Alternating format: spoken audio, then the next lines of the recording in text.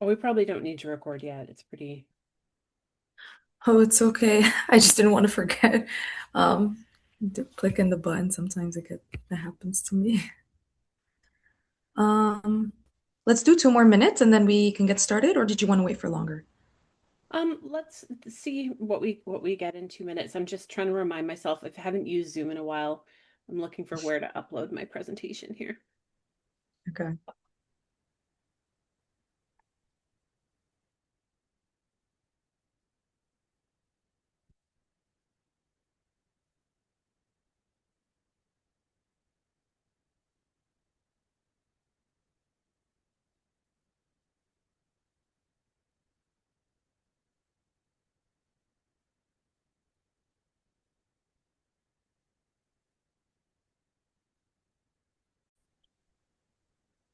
Okay, I believe we can get started now. Hello, everyone. Welcome to today's session. My name is Nada. I'm the outreach coordinator with Volunteer Ottawa.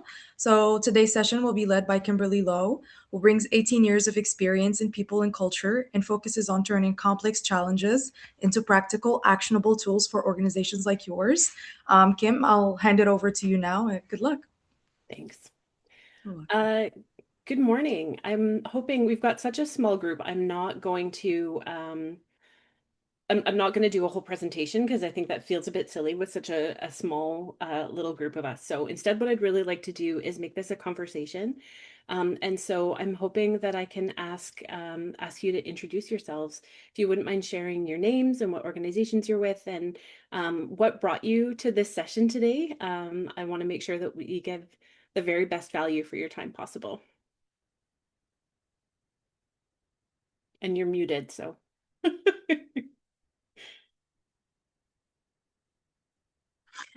Hi, Kimberly. I think we're all from the same team at Parkdale Food Center.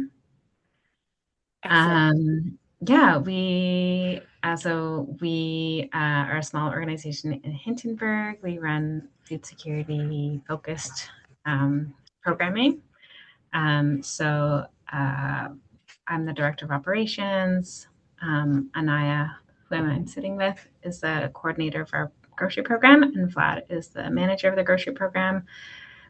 They have some other folks on their team that, um, yeah, an assistant, another part-time coordinator, some students, and yeah, we have been having some discussions very recently about team dynamics. It's something that we are all kind of hoping to are working towards improving. And we've made some really important steps in that direction over the past, like since I think just the beginning of this year.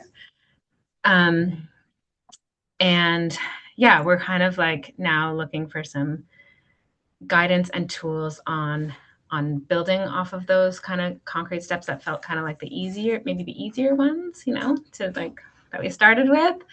Um, and addressing some of the challenges that we're having as a team in terms of communication, um, uh, feeling of, I think in the outline for this presentation, there was a mention of like how do you know if your team is feeling recognized or acknowledged for the work that they do. That's something that's come up not just in the grocery program, but like team wise at Parkdale. um, it's something that is kind of like flagged for us as like an area that we can do better at. Mhm. So yeah, those are kind of some of the things that have come up in this team and more broadly across the organization. But I'll let Anaya and Vlad add to that. Yeah, good morning. My name is Inaya. As Elisa said, I am the grocery program coordinator. And yes, I shadow Elisa with everything that she mentioned, that we have a few area that we're doing it, but we need to like improve it Mhm. more. Yeah, that's it. Awesome. And Vlad, welcome. Thank you. Well, Vlad, Vladimir, sorry. manager of the grocery program at Parkdale Food Center, and after what Alyssa and Inaya said, I don't have anything else to add at the moment. At the moment. Well, it's lovely that you're all from the same organization because we can really dig into what you're doing instead of having to make it relevant for lots of different folks. So that's hopefully the value you get from that will be even more than it would have been in a bigger group. So I'm curious what you've done already. You say you think you've done some of the easy things. What are those? I'm gonna let you guys talk.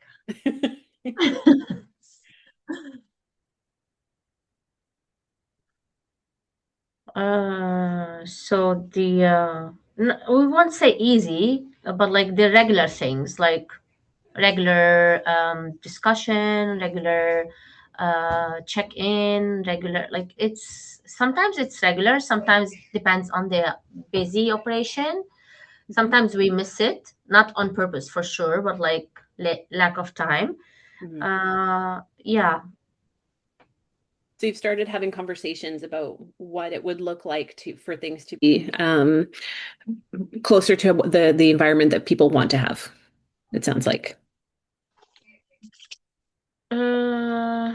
It's yeah, kind of. Kind of. Fair enough. We starting this year, we are trying to have more meetings, scheduled meetings, as a team, as a whole team. But also Inaya and myself now we have for sure a weekly meeting plus small 5 minutes check-ins almost every day. And I think that has, well, in one way has improved communication, but also it has brought to the surface a lot of things where we are in different channels, where we have been good to have those conversations earlier because we are going in different directions. And I think that is still is more evident when we have the team meetings. In our one-to-one meetings between Inaya and me, I don't want to say that it's something of the past, but then we are gaining some traction. Our meeting last week, I think it was very productive because you can see that we have gained some rhythm, some momentum, and we didn't have to rush through topics, and also we didn't have to have a list of endless topics. But that's a small step, yeah. I think also the the other thing that we want to do this year is like the last 2 years we have been expanding our program, and everybody came to the program with different expectations of different ideas at different times. So we really need to harmonize that to not necessarily that we agree everybody with what's going on, but just to hey, this is the direction we are having because many of the things we do is because we said we are doing them, but and there are plans, but then we need to have to be more intentional about that. And I think the other thing is where we are falling short is we need to have systems of accountability for each and every one of us and as a team, yeah, so that the tasks and responsibilities we undertake, it can be monitored and assessed in a way that is productive. And I think that it's a culture we need to adopt. And I'm talking about my program specifically. But yeah, that's so yeah. There is a lot of positives, and I think we have done some good steps. But yeah, there is plenty to do.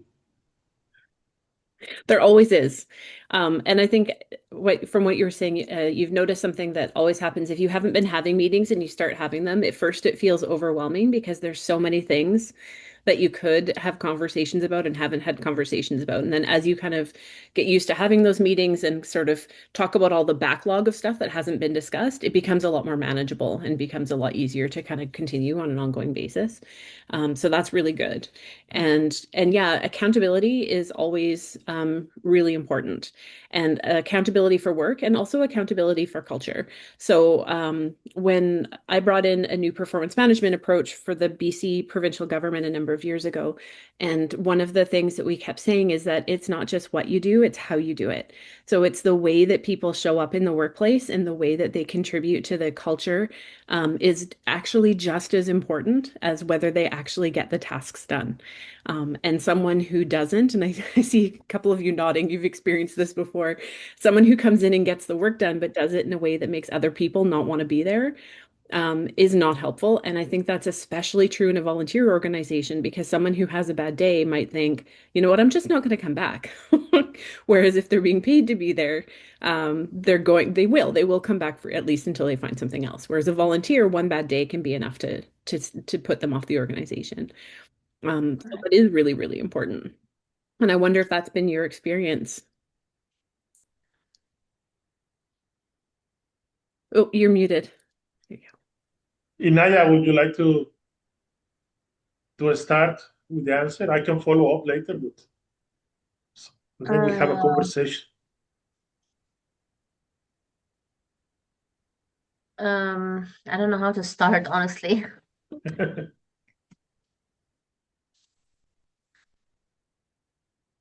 I would start by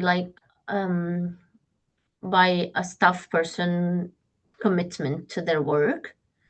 So I don't know if I'm starting right, but I would just say what I'm thinking.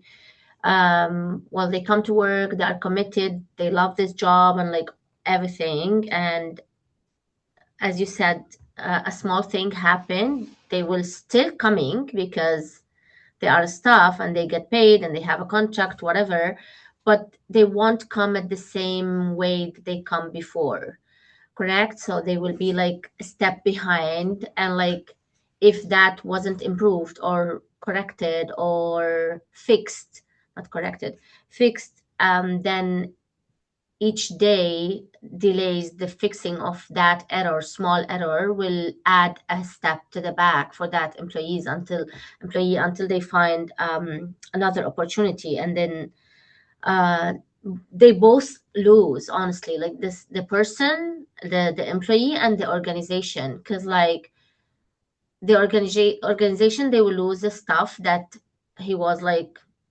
well knowledge of his job, and then the staff also will lose a place where they felt like belongs, committed, they love what they do and like all this, and now they have to start from scratch.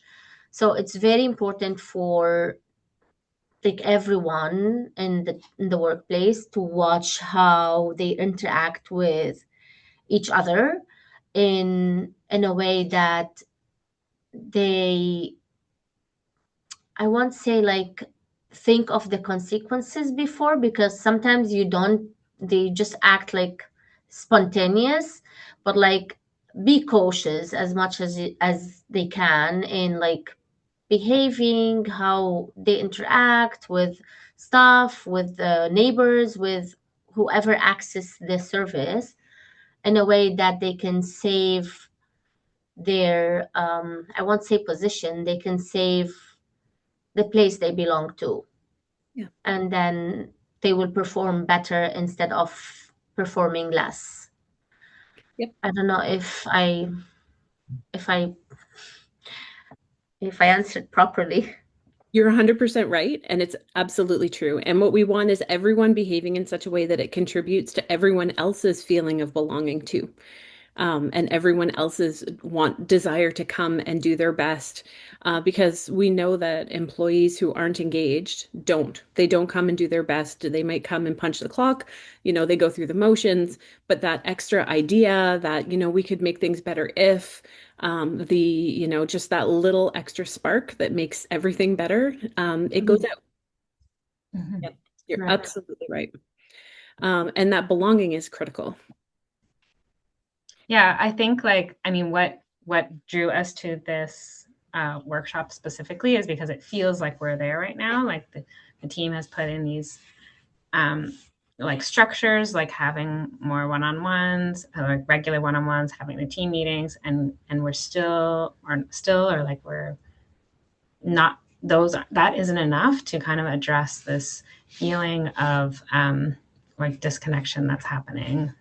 Do you have a team charter or some other sort of document that lays out what it looks like to be contributing to the culture of the organization?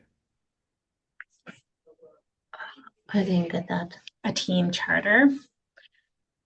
Or What is working agreements. So it's essentially a document, and usually it's put together in like a team meeting, so everyone can contribute. That defines what are the behaviors. So often it starts from values, and your organization might already have values. I see you nodding, so you probably do. Where you talk about what do those values look like in action. If someone is living those values at work, if they're contributing to the workplace, what does it look like? And it might mean things like it can be as specific as everyone who comes in will greet other people who are already there. When someone comes in, we'll greet them so that they feel like they're welcome. Or it could be broader and it might be about the way communication happens. The idea is to make it specific enough that if someone in the workplace isn't living up to it, it's easier for someone else, whether it's their manager or a colleague, to say, hey, we agreed to behave like this here, and I noticed that this is happening, and I'm wondering what's going on. And to point out the difference so that someone knows, oh, the way that I behave has an impact. And people notice when I behave in this way. And I guess I need to change before it becomes a big issue, right? It's to manage the little things so they never become those big things. And Mhm. it's usually done as a team so that everyone's bought in. And at the end of the process, you can say like, okay, does everyone feel good about these? If we all behave in accordance with this, are we going to feel like this is a great place to work where we all belong? And really sign on. And usually it includes agreements about, you can even have scripts for how you will approach other people if something comes up. Like you might agree that will always only happen in person, or it will never happen by email. Or, we have some teams have um, like an agreement where they'll say like purple flag if something's coming up, and then they know what kind of conversation they're having, so that's not a surprise to anyone. But it's just a set of agreements so that everyone knows what to expect. And then when someone new comes into the organization, as part of the orientation, you go over these agreements and talk about why they were created and why they matter and what it looks like and how it's handled, so that new people can be brought into the culture a lot more quickly and easily, and they know exactly what they can expect from their colleagues and or fellow volunteers even, without having to try and guess. Because one of the things we know, for example, is that people from different cultures or people who may be neurodivergent may not have the same understanding of what's appropriate, or they might have a harder time reading those kinds of expectations if it's not laid out for them. So making it really explicit and saying, this is how we do things, makes it more accessible for everyone too. And there's Okay. lots of ways to do it. But that might be something that's missing. If you're having the meetings, but you haven't had that first conversation to say, like, this is how we want our culture to be, this is what we want it to look like, then it's harder to have that goal, right? Like you need the vision and the destination for where you're going so that those meetings can be about how you're doing it getting there. Okay. I'm just going to grab a paper and Paper and pen pen. so I can make some notes. Sorry. I've also put a link in the chat, and it's a handout that I created for today's session that you're welcome to download. And there's only a few of us, so we'll wait. Have you had conversations like that about what the culture should look like in your organization? I guess you can answer that question. Can you repeat the question, please? Have you had conversations like that about how you want the culture to be moving forward? Not as detailed and specific as you said. I think that we have had conversations and or sometimes confrontations actually regarding how we want things to be, but not like on a organized way. Um, um, what do you think, Inaya? Will that be something that makes sense for us? I don't think we had anything before about this discussion or like overview or no, I don't recall anything like that.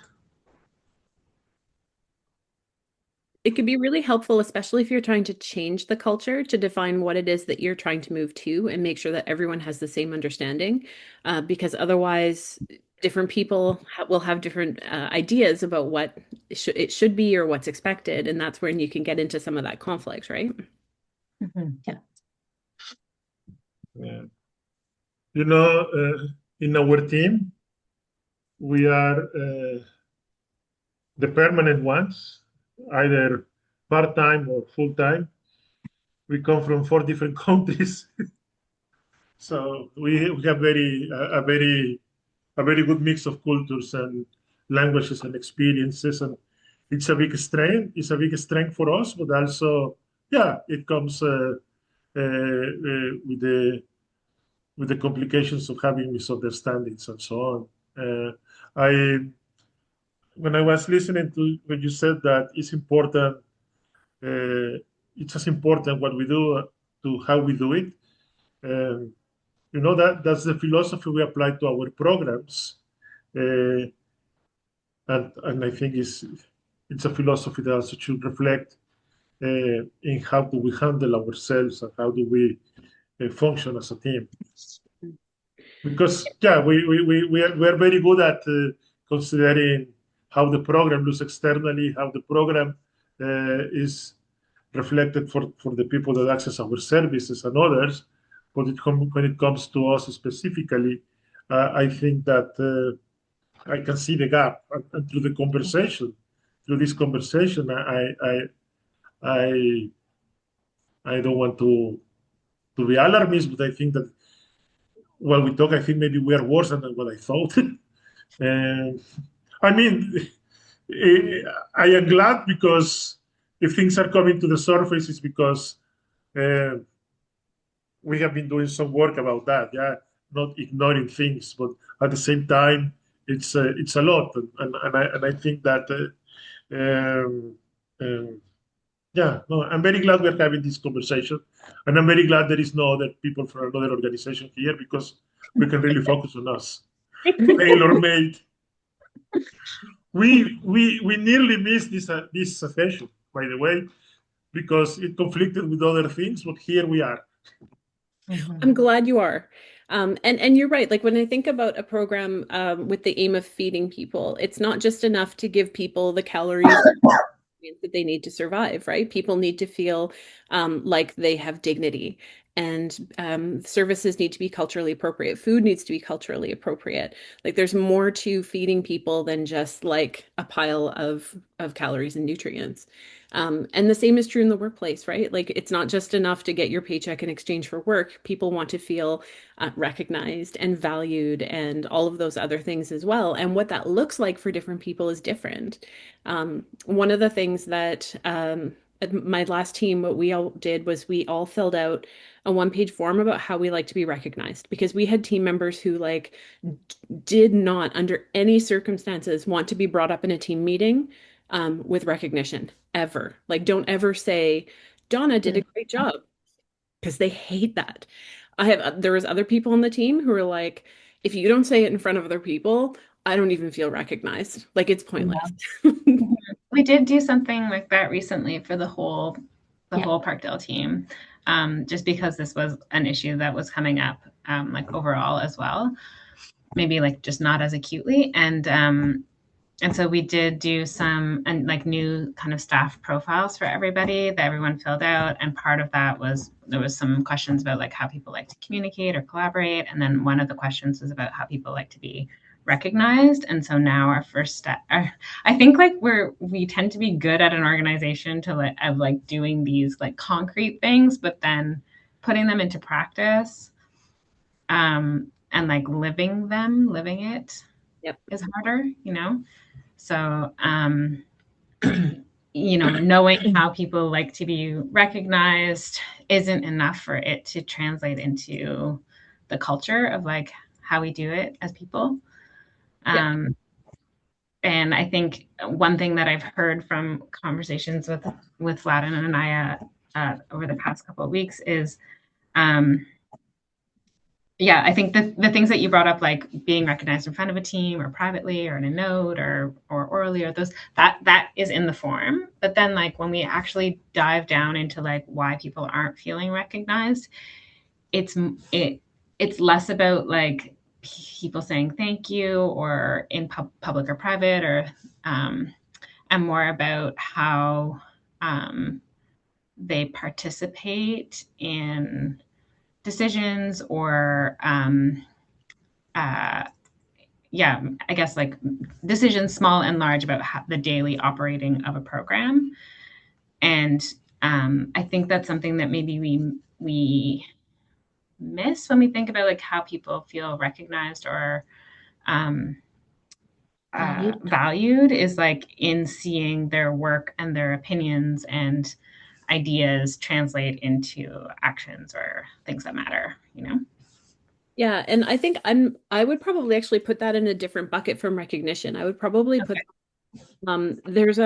there's a great video online, and I'll try and send you a link, but there's a researcher called Daniel Pink, and he wanted to know what goes into what needs to be in place for people to feel motivated. And the three things that he discovered were autonomy, mastery, and purpose. Purpose you have in spades as an organization. I'm sure it is very, very clear to everyone there exactly what the purpose of your organization is. And I'm sure that they all know exactly how what they're doing contributes to that purpose. That I think is something that nonprofits in general usually are really good at. Mastery is the work that people are doing. People feel most motivated when it's a little bit of a stretch. So it's not so easy that it's boring, but it's not so hard that they feel hopeless, right? It's in that, like, at least some of the time they're getting to do things that help them stretch and grow. Autonomy is kind of what that's sounding like to me. And that is, do people have a voice in the decisions that are made that impact their work? And in order to for people to feel really motivated, they need all three of those things. And there's a great video that somebody has done, like, those videos you see online sometimes, it's like a before AI, so it's real, like a whiteboard, and someone's done the art and done all the things. It's one of those. I love it. I'll see if I can find the link for you. But it is a really important thing because people do need to feel like they have that autonomy to make decisions. And it does feel a bit like recognition because it feels like valuing their expertise, whether it's their living experience or whether it's the knowledge of their job that they've been doing for however long, or the time they're spending on the front lines actually delivering the service.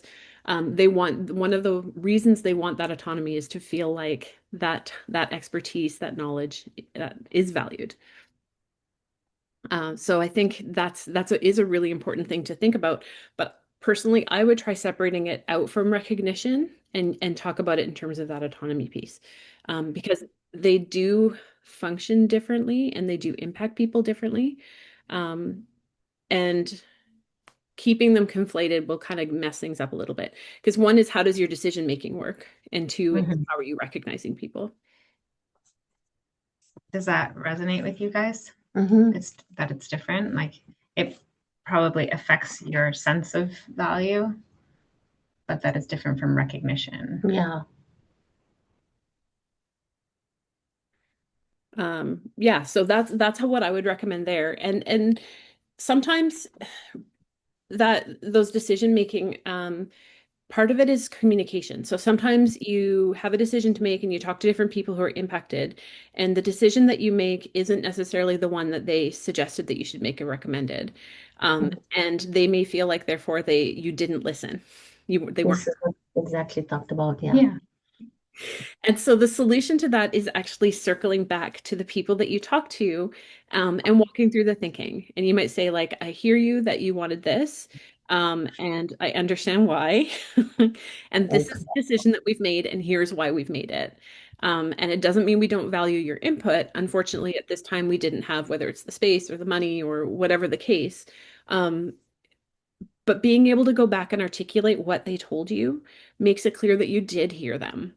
Mhm. Explaining what the conditions are that made that not possible right now. Most people are pretty reasonable and they can understand that. But sometimes as leaders, and I've seen this in like all over, we think it's obvious. Like we forget that people aren't in the room necessarily at the time, and we think it's obvious why that decision wasn't made or why we made the decision that we did, but that doesn't mean it is obvious to everyone else.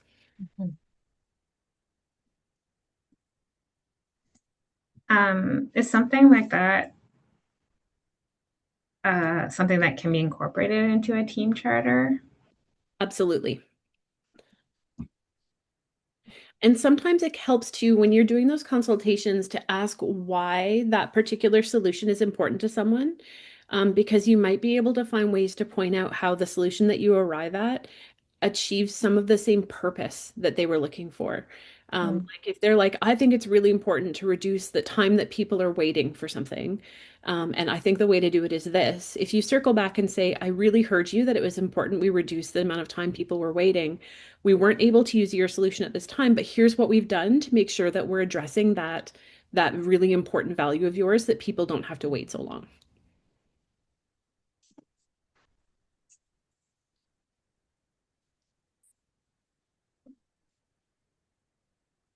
Yeah, I think this is a big nugget of Good. And over time, it's building trust because sometimes there's things that leaders can't share with everyone. And so if you build trust by sharing what you can, when you can, when there's times where you have to say, I can't share that information with you right now, people are more understanding. Yeah, I mean, I like I'm very empathetic to the challenges that are happening right now because I feel like I've been there in the past. Um, and yeah, I mean, having been there and then coming to like larger decisions where we couldn't be as transparent about the reasons why, and not having that like foundational trust was really hard and a really big lesson. So yeah. Totally. And there's lots of ways you can find out different perspectives. Like you've been having some conversations, group conversations, you'll hear mostly from your extroverts. Introverts are less likely to say something. You're also less likely to hear from people who may have different marginalized identities, like people who may think that they, if everyone else says this is great and I don't feel like it's great, I might not want to say something in front of the group unless I happen to be somebody who's very confident and willing to do that. So having different ways for people to share information is really helpful. I personally don't like anything anonymous because it's impossible to follow up if somebody says something that you feel like you need to. If somebody's like, I feel like I'm being bullied, but it's anonymous, there's nothing you can do. Yeah. So I would avoid any anonymous things, but giving people the opportunity to follow up later by in writing or individually if they're not comfortable speaking in front of your group can be really, really helpful. Not everyone has their best ideas in the moment and is able to, just come up with their best thing. Many of us have, that thing where we think of our best ideas later in the shower and we feel like the door is closed and it's wasted. So trying to keep doors open for a while. Um, but the most important thing that I will say is as you're doing this is never ask for feedback if you don't think you can do anything. Like because if you ask for feedback, if you do a survey or what have you, and then nothing happens from that, it's a worse breach of trust than not asking in the first place. Sometimes the answer is no, but there always has to be an answer. So I see organizations, sometimes they have great intentions and they do a survey or what have you, and then they get the results and they don't know what to do with it and they stall and time passes and time passes and time passes. And it gets worse and worse and worse. Mm-hmm. Yeah, I can see these kinds of like challenges that we're having in a team also sometimes like trickle down into our volunteers too. I know that sometimes volunteers have said like directly to members of our staff, like, "Oh, well, I'm not gonna give you my opinion because no one ever does anything with it," or like, um, and I think that's a feeling that staff are having, and then also, um, because like we operate in a certain way, then it also happens for volunteers. Yeah, and that makes sense. They sometimes can feel like their opinions are not worth as much as the staff anyway. And then if the staff aren't being listened to, then what hope do they have, right? Mhm. And that's what you want to avoid because you want people to be bringing their best ideas and thoughts. Like that's so important, especially in a nonprofit. I think that the best ideas come from the margin. What happens in the center is what's always happened. And times are changing and things are constantly evolving and the people that we're serving change. Like everything is always changing. So we want to make sure that we're hearing from people who have those I want to hear from the 10th dentist, not the first nine. um Okay. doesn't always mean it's a great idea or a great idea for now, but it's good to hear what those dissenting opinions are. And it's trust and psychological safety that'll get you there. One of the resources, I really didn't want to suggest anything that wasn't free. So in the handout that I've linked there, there's a link to a survey, uh, and it's an organization called Guarding Minds, and I think they're a nonprofit as well. And they're implementing the 13 factors of psychosocial factors for psychological safety. There's a Okay. survey. It can be a little bit tricky to interpret the results. I have found from personal experience, just because I think some of the questions aren't worded the best way that they could, but they're trying to make it relevant for everyone. So you can even take a look at the questions and use them, go through them in short chunks and use them as discussion questions and say, in our organization, how are we doing on this factor? There's videos for every factor with facilitation guides, so questions so that you can do it for yourselves. You don't have to hire someone to come in and deliver that material. But it goes through some really useful topics to understand where the gaps might exist, like why people specifically might be feeling that way, if you're not sure if you know or if you want a broader perspective. I wouldn't use the tool. I personally wouldn't deliver the survey as it is and then try and interpret it, especially doing it yourselves. It's not that well written, but it's a good source material. Okay. Yeah, we do that. We've done that survey for Okay. 3 years now. I think we have 3 years, and it has been a really good information to start with. But I think it's a good reminder to maybe go back to those questions because sometimes we do it as we're a small team to begin with. We're like 12 to 15 staff members. But sometimes and then there's program teams and the program teams all operate differently. And so looking at the survey for the whole organization doesn't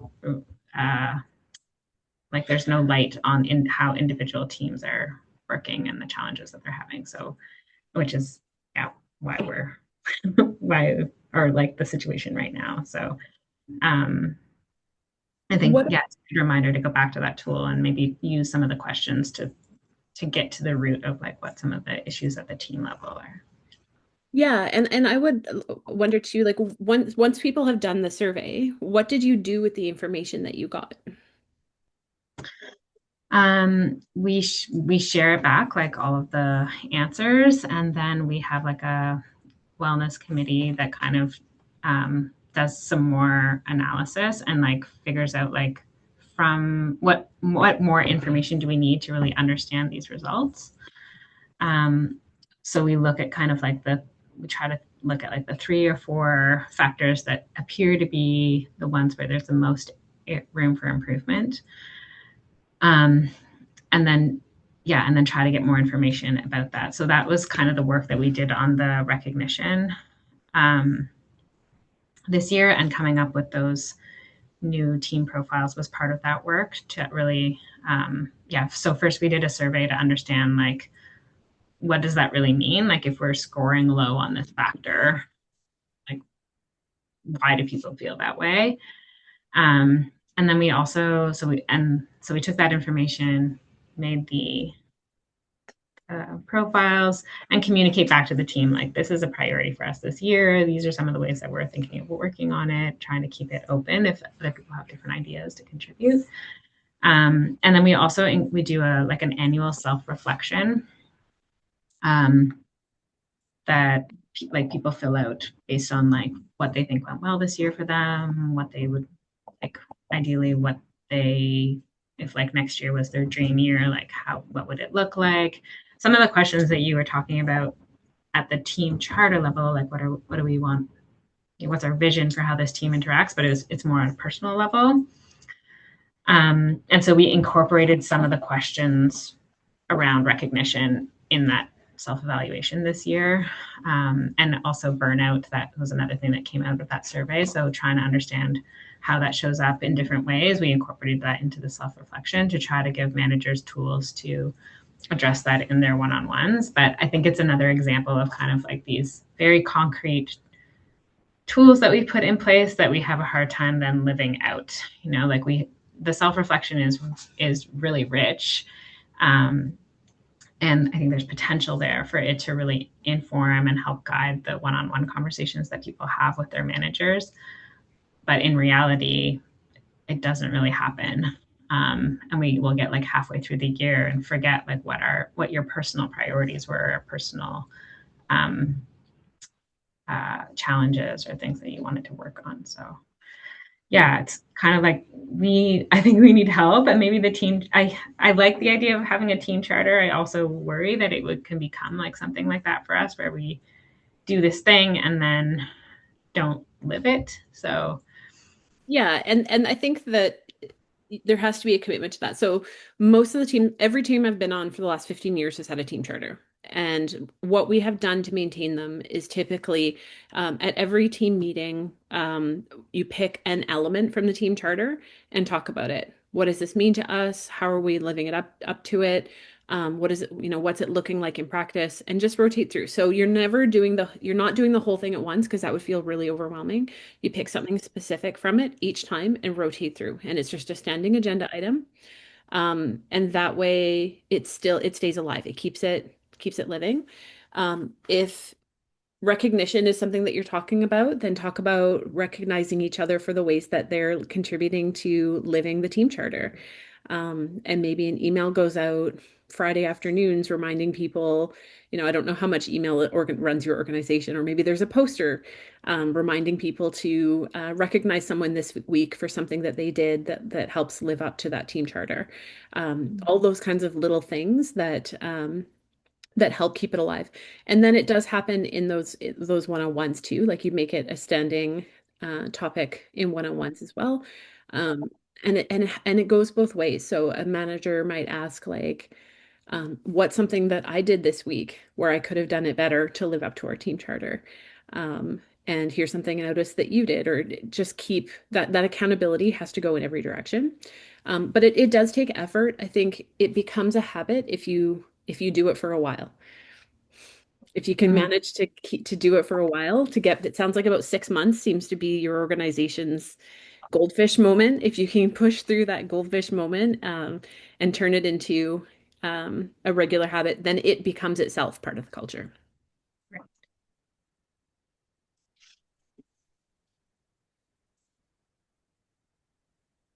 And then every year or two, you can do a bigger like, are we happy with our team charter? Is there anything that needs to change? Mm. Yeah. And it can be as simple or as complex as you want it to be. I've seen really, really detailed ones, mostly on teams where everyone's really detail oriented and they wanted like every last, like the way that we will format our emails is like this. And I've seen very sort of more conceptual, values-based ones where it's like we will live up to these values, and people sort of have to figure out what that looks like a bit more. So you kind of figure out where your team sits and do it to that level of detail. There's not really a wrong way to do it. It's just what's going to work for your folks. What needs to be in it?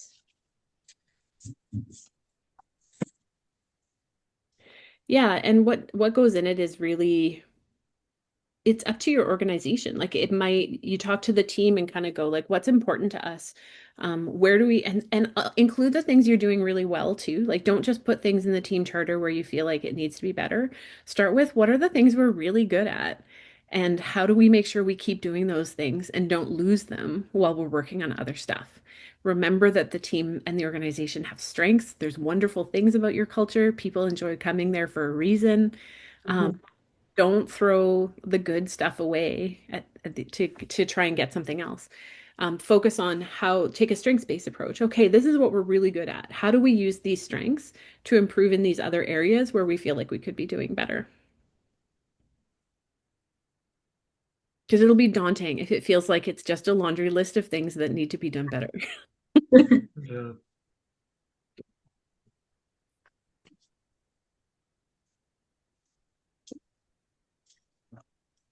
How does this feel? Great. No, How does this feel honestly, to you, Vlad? honestly.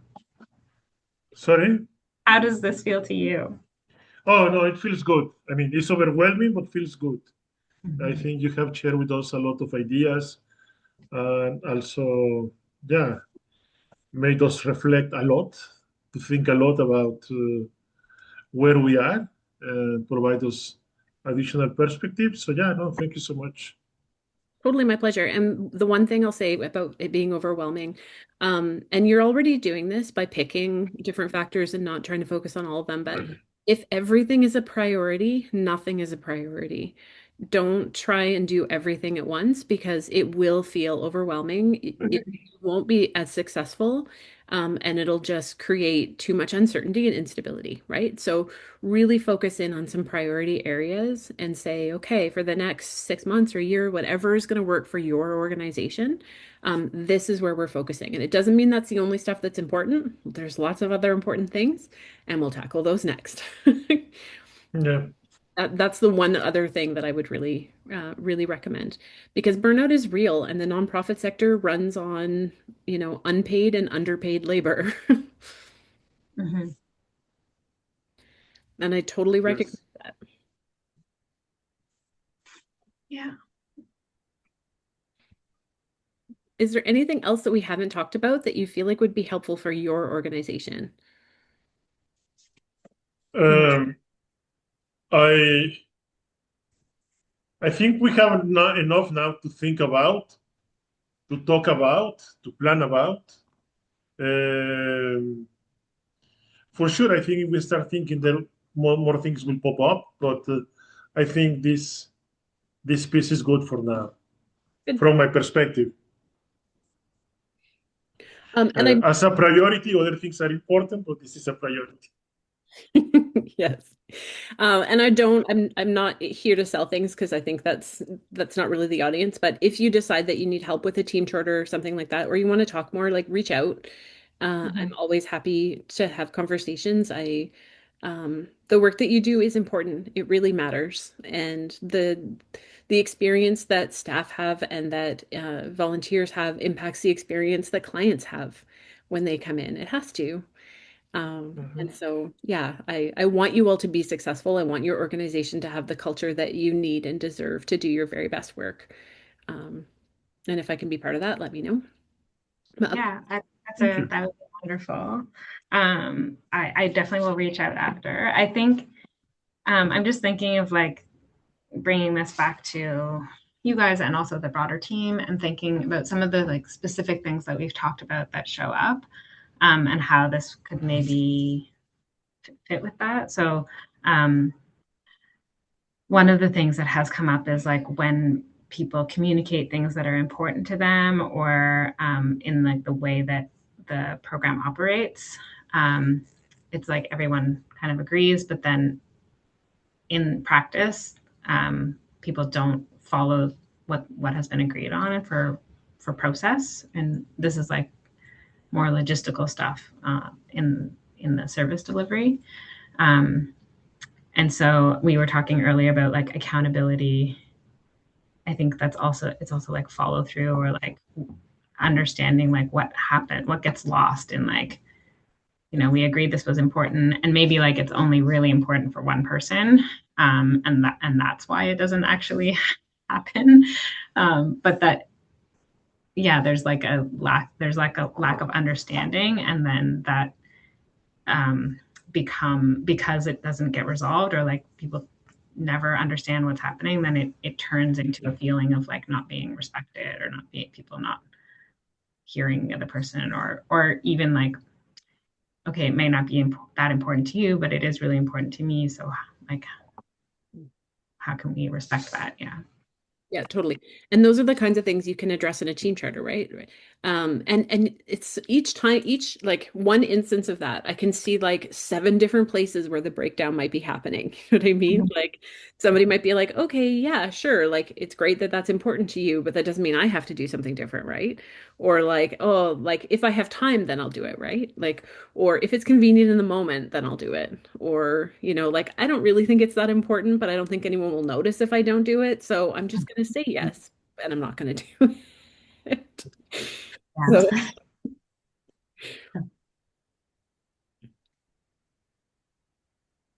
Do you want to say more about that or? No, I'm good. Okay.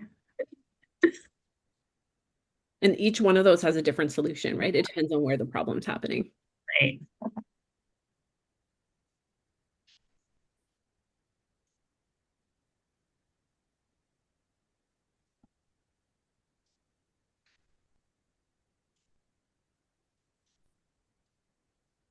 This has been so lovely. I'm glad actually that it was one organization that came because we really did. We're very lucky. We are. Private session. Yeah. I didn't have to try and use examples that would be relevant to lots of different people and covered kind of generic stuff. We got to actually dig into what's happening for you, which I think is much more interesting for me and much more useful for you too. So I think Yeah. Thanks. Thank you. Absolutely my pleasure. Anything else before we head off for the day? What would you recommend as like a first step? I always recommend a team charter or working agreements as a first step, because before you can hold folks accountable, before you can sort of do anything else, you have to agree on what you want it to look like and co-create that future. It makes all of the conversations around the how so much easier if you've first defined what it looks like. Yeah. And that includes, how do we decide things when we have disagreements or, all of that stuff can go into those sets of agreements and it becomes really the blueprint for how the team operates. It reduces that feeling of trying to build the airplane while you're flying it. Okay.